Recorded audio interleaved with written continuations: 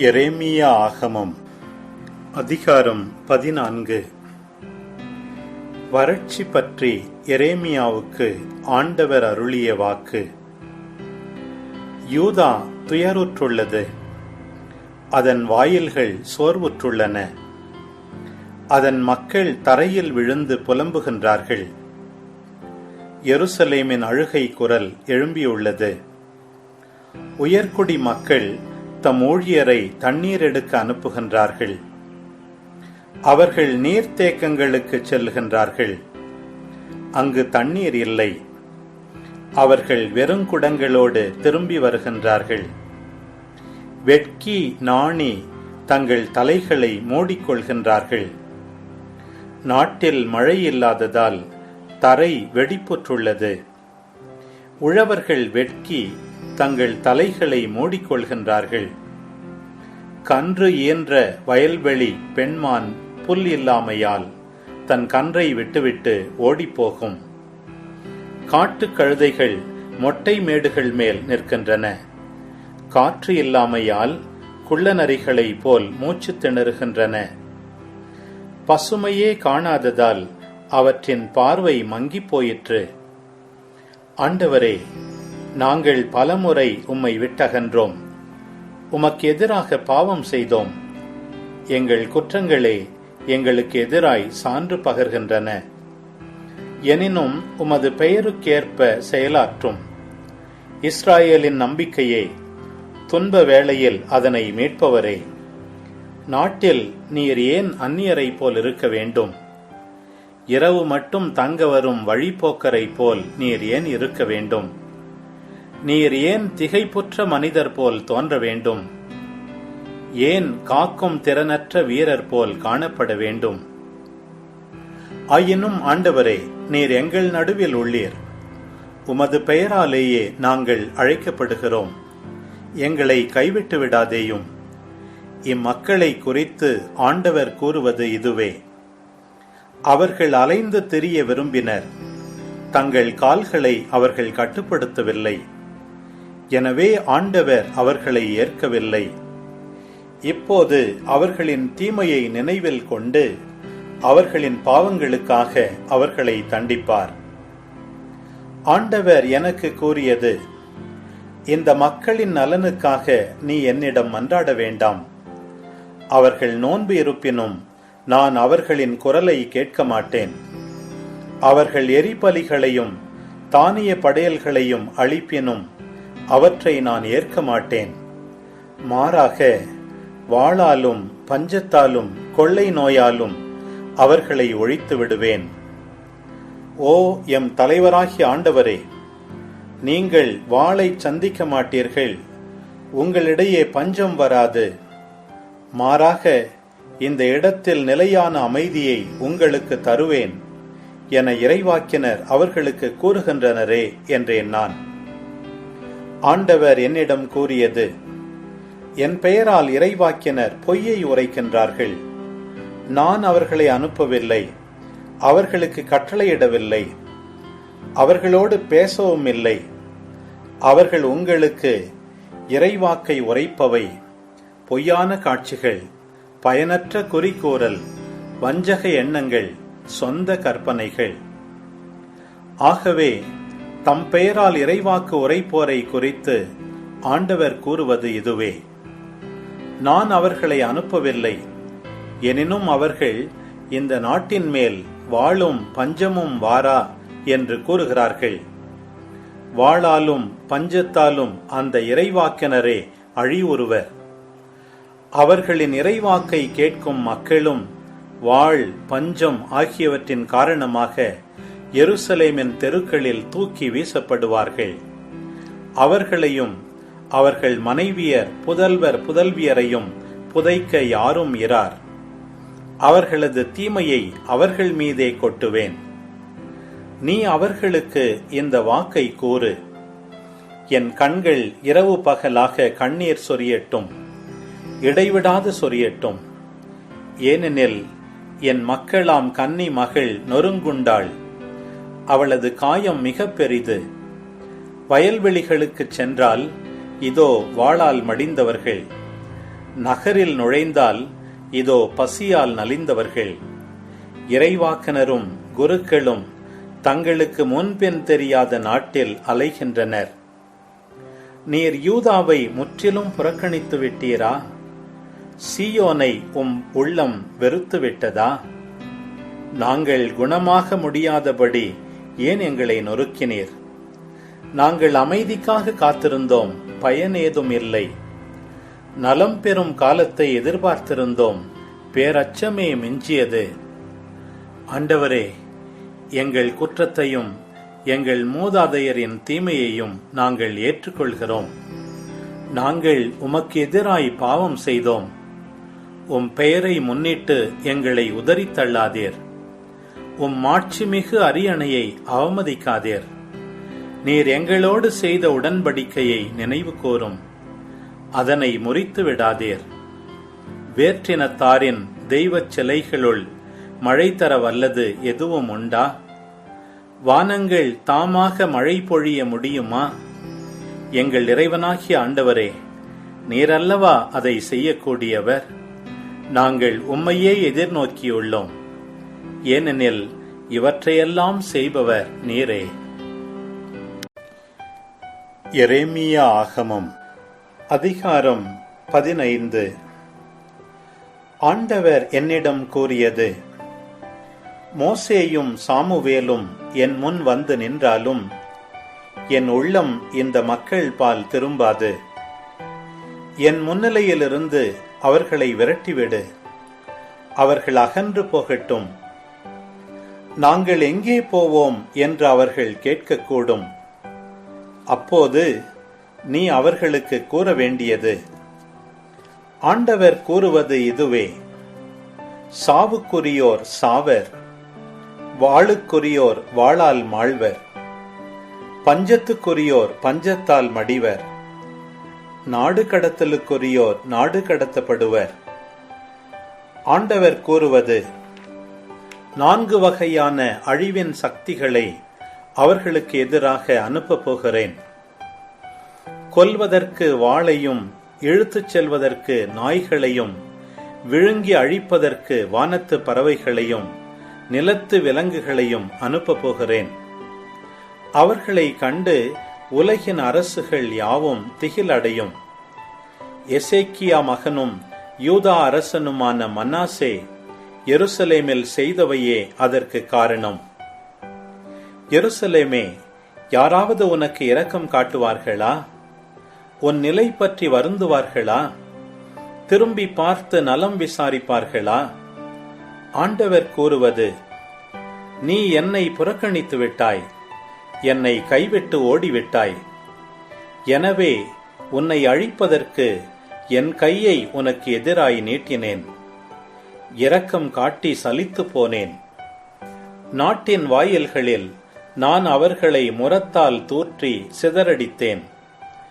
அவர்களை தனியாக தவிக்க விட்டேன். என் மக்களை அழித்து விட்டேன். ஏனெனில் அவர்கள் தங்கள் தீய வழியிலிருந்து திரும்பவில்லை. கடற்கரை மணலை விட அவர்களின் கைம்பெண்களின் எண்ணிக்கையை மிகுதியாக்கினேன். இளைஞர்களின் அன்னையருக்கு எதிராக கொலைஞனை பட்டப்பகலில் கூட்டி வந்தேன். திடீரென அவள் துயரும் திகிலும் அடையச் செய்தேன். எழுவரை பெற்றவள் சோர்வுற்றாள், மூச்சு திணறினாள். அவள் வாழ்வில் கதிரவன் மறைந்து விட்டான். அவள் வெட்கி நாணமுற்றாள். எஞ்சியிருப்போரை அவர்களுடைய எதிரிகளின் முன் வாளுக்கு இரையாக்குவேன் என்கிறார் ஆண்டவர். நாடெங்கும் சண்டை சச்சரவுக்கு காரணமான என்னை பெற்றெடுத்த என் தாயே, எனக்கு ஐயோ கேடு. நான் கடன் கொடுக்கவும் இல்லை, கடன் வாங்கியதும் இல்லை. எனினும் எல்லாரும் என்னை சபிக்கிறார்கள். ஆண்டவரே, நான் உமக்கு நன்கு பணி செய்யாதிருந்தால், எதிரிகள் இடையூறும் துன்பமும் அடைந்த நேரத்தில் நான் அவர்களுக்காக உம்மிடம் மன்றாடாதிருந்தால், அவர்களின் சாபத்திற்கு நான் ஆளாகட்டும். வடக்கிலிருந்து வந்த இரும்பையும் வெண்கலத்தையும் யாரால் உடைக்க முடியும்? நாடெங்கும் செய்யப்படும் அனைத்து பாவங்களுக்கும் ஈடாக உன் செல்வங்களையும் கருவூலங்களையும் இலவச கொள்ளை பொருள் ஆக்குவேன். முன்பின் தெரியாத ஒரு நாட்டில் எதிரிகளுக்கு உங்களை அடிபணியச் செய்வேன். ஏனெனில் என்னில் கோப கனல் மூண்டுள்ளது, அது உங்களுக்கு எதிராக கொழுந்துவிட்டு எரியும். ஆண்டவரே, உமக்கு எல்லாம் தெரியும். நீர் என்னை அறிவீர். என்னை நினைவு கூரும். எனக்கு உதவி அருளும். என்னை துன்புறுத்துவோரை என் பொருட்டு பழிவாங்கும். நீர் பொறுமையுள்ளவர். என்னை தள்ளிவிடாதேயும். உம் பொருட்டு நான் வசைமொழிகளுக்கு ஆளாகிறேன் என்பதை நினைவில் கொள்ளும். நான் உம் சொற்களை கண்டடைந்தேன், அவற்றை உட்கொண்டேன். உம் சொற்கள் எனக்கு மகிழ்ச்சி தந்தன, என் உள்ளத்திற்கு ஓகை அளித்தன. ஏனெனில் படைகளின் ஆண்டவரே, உம் பெயரே எனக்கு வழங்கலாயிற்று. களியாட்ட கூட்டங்களில் அமர்ந்து நான் மகிழ்ச்சி கொண்டாடவில்லை. உம் கை என்மேல் இருந்ததால் நான் தனியனாயிருந்தேன். சினத்தால் நீர் என்னை நிரப்பியிருந்தீர். எனக்கு ஏன் தீராத வேதனை, குணமாகா கொடிய காயம்? நீர் எனக்கு கானல் நீர் என ஏமாற்றும் ஓடை என ஆகிவிட்டீரோ? எனவே ஆண்டவர் கூறுவது இதுவே: நீ திரும்பி வந்தால் நான் உன்னை முன்னைய நிலைக்கு கொண்டு வருவேன். என் முன் வந்து நிற்பாய். பயனில நீக்கி பயனுள்ள பேசின் நீ என் இறைவாக்கினனாக இருப்பாய். அவர்கள் உன்னிடம் திரும்பி வருவார்கள், நீ அவர்களிடம் திரும்ப வேண்டாம்.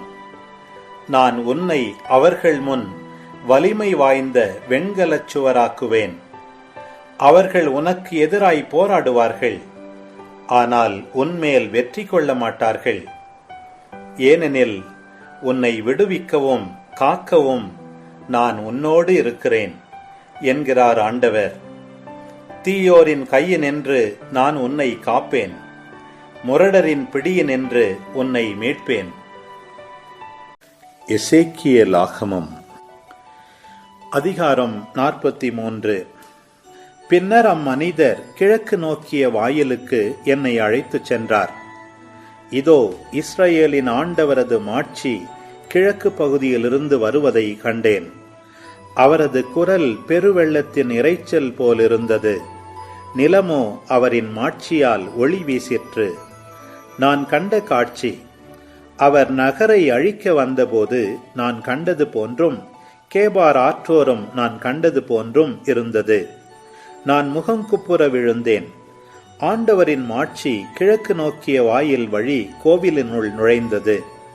பின்னர் ஆவி என்னை தூக்கி உள்முற்றத்திற்கு அழைத்துச் சென்றது.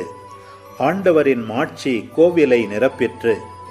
அம்மனிதர் என் அருகில் நிற்கையில் கோவிலிலிருந்து வேறொருவர் என்னுடன் பேசுவதை கேட்டேன். அவர் உரைத்தது: மானிடா, இது என் அரியணையின் இடம், என் கால்மணைக்கான இடம். இங்குதான் நான் இஸ்ரவேலருடன் என்றென்றும் வாழ்வேன். இஸ்ரவேல் வீட்டார் இனி ஒருபோதும் என் திருப்பெயரை தீட்டுப்படுத்த மாட்டார்கள். அவர்களோ அவர்கள் அரசர்களோ விபச்சாரத்தினாலோ அவர்களுடைய அரசர்களின் உயிரற்ற சிலைகளினாலோ தொழுகை மேடுகளில் தீட்டுப்படுத்த மாட்டார். அவர்களின் வாயிற்படியை என் வாயிற்படிக்கு அருகிலும் அவர்கள் கதவுகளை என் கதவு நிலைகளுக்கு எதிரிலும் வைத்து எனக்கும் அவர்களுக்கும் இடையே ஒரு சுவரை மட்டும் வைத்து என் திருப்பெயரை அவர்களின் அருவருப்பான செயல்கள் மூலம் தீட்டுப்படுத்தினர். எனவே அவர்களை நான் என் சினத்தில் அழித்தேன். இப்போது அவர்கள் தங்கள் விபச்சாரத்தையும் தங்கள் அரசர்களின் உயிரற்ற சிலைகளையும் என்னிடமிருந்து அகற்றிவிடட்டும். அப்போது நான் அவர்களிடையே என்றென்றும் வாழ்வேன். நீயோ இஸ்ரவேல் வீட்டாருக்கு கோவிலை பற்றி விவரி. அதன் மூலம் அவர்கள் தங்கள் பாவங்கள் குறித்து வெட்கமுறட்டும். கோவிலின் அளவு முறையை அவர்கள் ஆராயட்டும். அவர்கள் தாங்கள் செய்ததெல்லாம் குறித்து வெட்கமுற்றால் அவர்களுக்கு கோவிலின் அளவு முறையை காட்டு.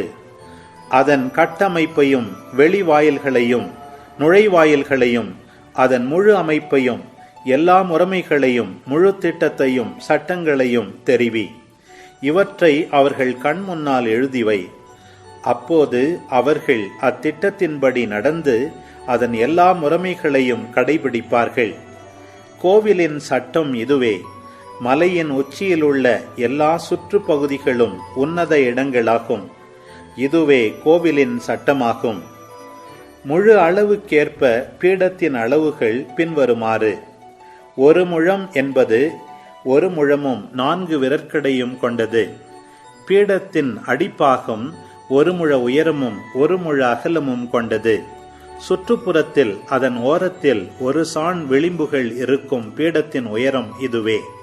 நிலத்தில் அடிப்பாகத்திலிருந்து கீழ் விளிம்பு வரை இதன் உயரம் 2 முழம், அகலம் 1 முழம். சிறிய விளிம்பு முதல் பெரிய விளிம்பு வரை உயரம் 4 முழம், அகலம் 1 முழம். பலிபீடச் சிகரம் 4 முழ உயரமானது. 4 கொம்புகள் சிகரத்திலிருந்து மேல் நோக்கி இருந்தன. பலிபீடச் சிகரம் 12 முழ நீளமும் 12 முழ அகலமும் கொண்ட சமசதுரமானது. மேல் விளிம்பு 14 முழ நீளமும் 14 முழ அகலமும் கொண்ட சமசதுரமானது. அதன் கனம் சுற்றிலும் 1/2 முழமும் அதன் அடிப்பாகம் சுற்றிலும் 1 முழமுமாய் இருந்தது. பீடத்தின் படிகள் கிழக்கு நோக்கி இருந்தன. பின்னர் அம்மனிதர் என்னிடம் கூறியது: மானிடா, தலைவராகிய ஆண்டவர் கூறுவது இதுவே. பீடத்தை கட்டிய பின் பீடத்தில் எரிபலி இடுகையிலும் குருதி தெளிப்பு பலியிடுகையிலும் கடைபிடிக்க வேண்டிய ஒழுங்குமுறைகளாவன. என்னை அணுகி வந்து என் முன்னிலையில் திருப்பணி புரியும் சாதோக்கின் வழி வந்த லேவியராகிய குருக்களுக்கு ஓர் இளங்காளையை பாவம் போக்கும் பலியாய் தர வேண்டும். இது தலைவராகிய ஆண்டவரின் அறிவிப்பு.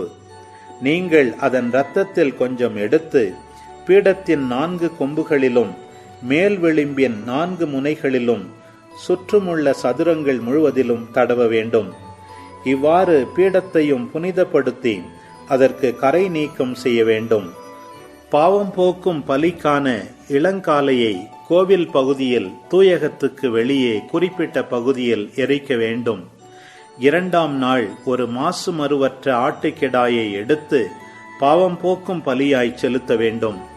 இவ்வாறு இளங்காளையினால் புனிதப்படுத்துவது போல் பீடத்தை புனிதப்படுத்த வேண்டும். அதை புனிதப்படுத்தி முடிந்த பின் நீங்கள் மந்தையிலிருந்து மாசு மறுவற்ற ஓர் இளங்காளையையும் ஒரு வெள்ளாட்டுக்குட்டியையும் பலியிட வேண்டும். அவற்றை ஆண்டவரின் முன்னிலையில் படைக்க வேண்டும். குருக்கள் அதன் மேல் உப்பு தூவி அவற்றை ஆண்டவருக்கு எரிபலியாய் அளிக்க வேண்டும். 7 நாள்களுக்கு தினமும் பாவம் போக்கும் பலியாய் நீங்கள் ஆட்டுக்கிடாயை கொடுக்க வேண்டும். மேலும் நீங்கள் மந்தையிலிருந்து மாசு மறுவற்ற ஓர் இளங்காளையையும் ஒரு வெள்ளாட்டுக்குட்டியையும் கொடுக்க வேண்டும். 7 நாள்களுக்கு அவைகள் பீடத்திற்காய் பாவ கழுவாய் செய்து அதை புனிதப்படுத்த வேண்டும். இவ்வாறு அவர்கள் அதை அர்ப்பணிப்பார்கள்.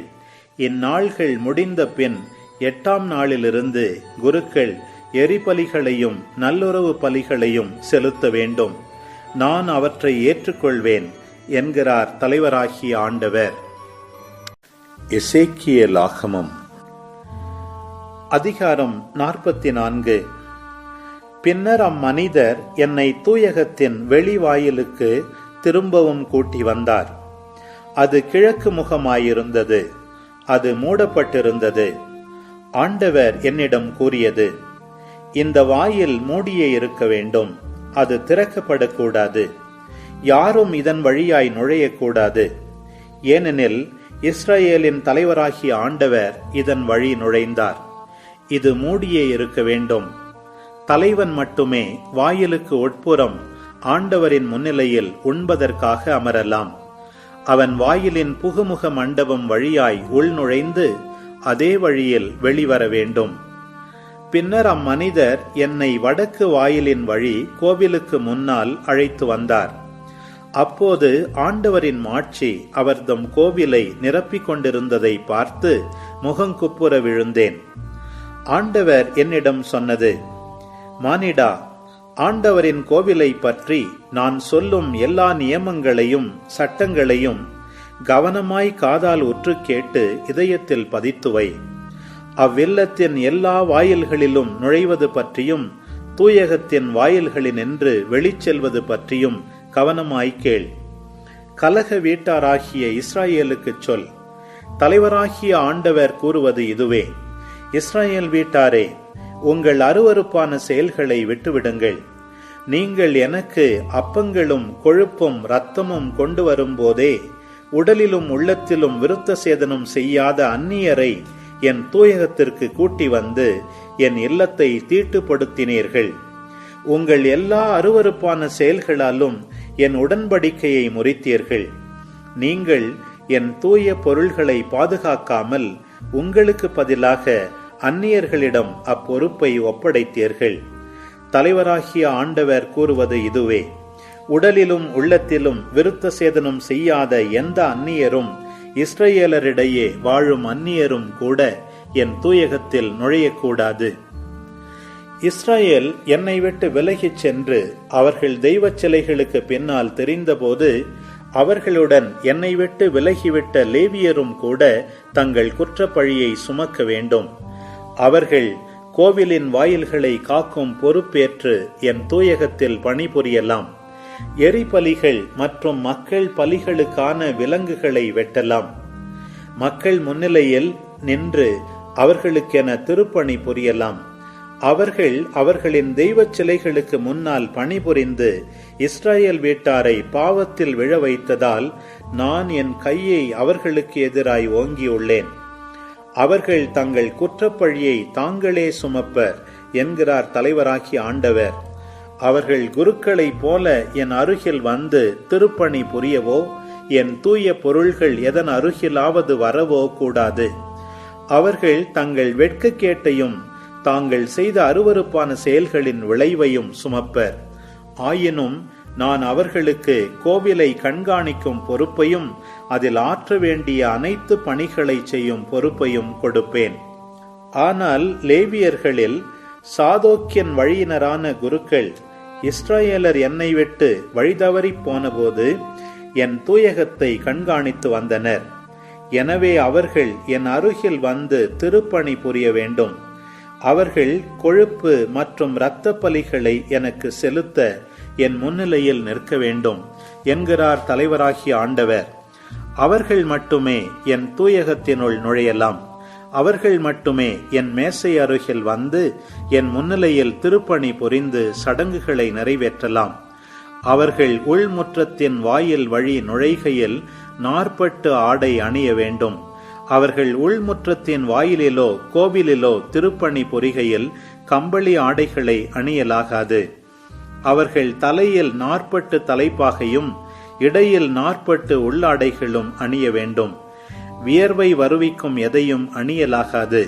அவர்கள் வெளிமுற்றத்தில் மக்களிடம் செல்கையில் திருப்பணி புரிகையில் அணிந்த ஆடைகளை கழற்றி அவற்றை தூயக அறைகளில் வைத்துவிட்டு வேறு ஆடைகளை அணிந்து கொள்ள வேண்டும். அவர்களின் ஆடைகள் வழியாக தூய்மை மக்களுக்கு செல்வதை தவிர்க்க இவ்வாறு செய்ய வேண்டும். அவர்கள் தலையை மழிக்கவோ நீள்முடி வளர்க்கவோ வேண்டாம். தலைமுடியை கத்தரித்துக் கொள்ளட்டும். உள்முற்றத்தில் நுழைகையில் எக்குருவும் திராட்சை மது அருந்தலாகாது. எந்த குருவும் கைம்பெண்ணையோ மணமுறிவு பெற்ற மங்கையையோ மணமுடித்தலாகாது. ஆனால் இஸ்ரவேல் இனத்து கன்னி பெண்ணையோ குருவின் கைம்பெண்ணையோ மட்டுமே மணமுடிக்கலாம். தூய்மையானவற்றையும் பொதுவானவற்றையும் பிரித்தறியவும் தீட்டானதையும் தீட்டற்றதையும் பகுத்தறியவும் அவர்கள் என் மக்களுக்கு கற்றுக் கொடுக்க வேண்டும். வழக்குகளில் குருக்களே நடுவராயிருந்து என் நீதி தீர்ப்புகளுக்கேற்ப தீர்ப்பளிக்க வேண்டும். அவர்கள் என் சட்டங்களையும் நியமங்களையும் என் எல்லா குறிப்பிட்ட திருநாள்களிலும் கடைபிடிக்க வேண்டும். என் ஓய்வு நாள்களை தூய்மையாய்க் கொள்ள வேண்டும். இறந்த உடலின் அருகில் குரு சென்று தன்னை தீட்டுப்படுத்திக் கொள்ளலாகாது. ஆயினும் இறந்தவர் தம் தந்தையாகவோ தாயாகவோ மகனாகவோ மகளாகவோ சகோதரனாகவோ திருமணமாகாத சகோதரியாகவோ இருந்தால் மட்டும் அவர் அவ்வாறு செய்யலாம். அதன்பின் தம்மை தூய்மைப்படுத்திக் கொண்டு அவர் 7 நாள்கள் காத்திருக்க வேண்டும். அவர் தூயகத்தில் பணியாற்ற அதன் உள்முற்றத்தில் நுழையும் நாளில் பாவம் போக்கும் பலியை தமக்காக ஒப்புக் கொடுக்க வேண்டும் என்கிறார் தலைவராகிய ஆண்டவர். குருக்களுக்கு நானே உரிமை சொத்து. அவர்களுக்கு இஸ்ராயேலில் யாதொரு சொத்தும் வேண்டாம். நானே அவர்களின் உடைமை. அவர்கள் தானிய படையல், பாவம் போக்கும் பலி இறைச்சி, குற்ற நீக்க பலி இறைச்சி ஆகியவற்றை உண்பர். இஸ்ராயேலில் ஆண்டவருக்கு அர்ப்பணிக்கப்பட்ட அனைத்து பொருள்களும் குருக்களுக்கு சொந்தமாகும். உங்கள் முதற்கனிகளில் சிறந்தவையும் உங்கள் சிறப்பு காணிக்கைகளில் உன்னதமானவை யாவும் குருக்களுக்கே சொந்தம். நீங்கள் உங்கள் வீட்டு உணவில் முதல் பாகத்தை குருக்களுக்கு கொடுக்க வேண்டும். அதன் மூலம் உங்கள் வீட்டில் இறை ஆசி தங்கும். குருக்கள் பறவைகளிலோ விலங்குகளிலோ தானாய் இறந்தவற்றையும் காட்டு விலங்குகளால் பீறப்பட்டவற்றையும் உண்ணலாகாது.